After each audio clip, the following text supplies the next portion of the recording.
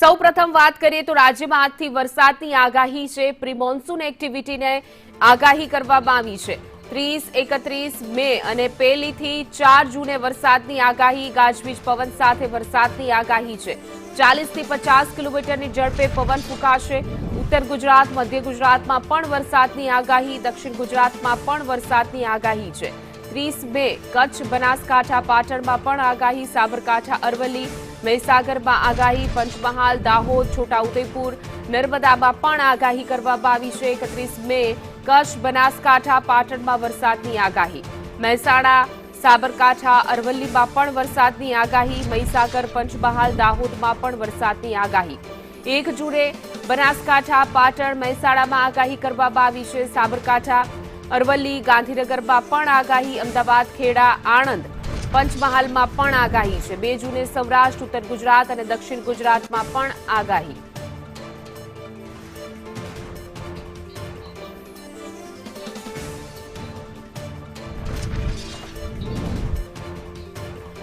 વધુ વિગતો સાથે અમારા સંવાદદાતા દિવ્યા ચૌહાણ ન્યૂઝ રૂમથી જોડાઈ ગયા છે। જે દિવ્યા, વરસાદની આગાહી કરવામાં આવી છે, પ્રી મોન્સૂન એક્ટિવિટી શરૂ થઈ ગઈ છે, ત્યારે કયા એવા જિલ્લા છે અને કયા જિલ્લામાં ક્યારે વરસાદ વરસી શકશે?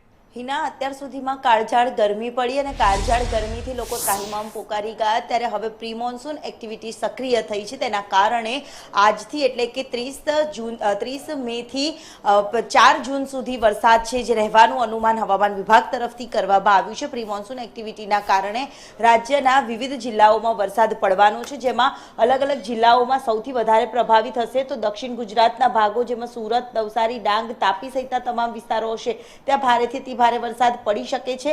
સાથે સાથે અમદાવાદ, વડોદરા, ગાંધીનગર સહિતના તમામ વિસ્તારો, મધ્ય ગુજરાતના ભાગો છે ત્યાં પણ સામાન્યથી મધ્યમ વરસાદનું અનુમાન કરવામાં આવ્યું છે। ઉત્તર ગુજરાતના ભાગોમાં પણ ડીસા, પાલનપુર, સાબરકાંઠા, બનાસકાંઠા સહિતના તમામ જે વિસ્તારો છે ત્યાં પણ સામાન્યથી મધ્યમ વરસાદ પડી શકવાની શક્યતા દર્શાવવામાં આવી રહી છે। બીજી તરફ રાજ્યભરમાં સૌરાષ્ટ્રના ભાગોમાં પણ આ જ રીતનો વરસાદ રહેવાનું પણ અનુમાન કરવામાં આવ્યું છે, જ્યારે આઈએમડી તરફથી પણ આ પ્રકારે જરૂરી એલર્ટ છે તે જાહેર કરવામાં આવ્યા છે, જેમાં આજના દિવસે ઉત્તર ગુજરાતના કેટલાક ભાગો છે જેમાં સામાન્યથી મધ્યમ વરસાદ પડી શકે તેવી સંભાવનાઓ વ્યક્ત કરવામાં આવી છે, તો ગાજવીજ સાથે પણ વરસાદ પડી શકે, જેમાં સાબરકાંઠા, અરવલ્લી, મહીસાગર સહિતના વિસ્તારો છે ત્યાં આજે થંડરસ્ટોર્મ એટલે કે ગાજવીજ અને પવન સાથે વરસાદનું અનુમાન કરવામાં આવ્યું છે। બીજી તરફ દાહોદ છે, છોટાઉદેપુર, પંચમહાલના વિસ્તારો છે જ્યાં આજે પવન સાથે વરસાદની આગાહી આપવામાં આવી છે, તો બીજી તરફ વલસાડ સહિતના દાદરાનગર હવેલી સહિતના વિસ્તારોમાં આજે ગાજવીજ અને પવન સાથે વરસાદનું અનુમાન કરવામાં આવ્યું છે।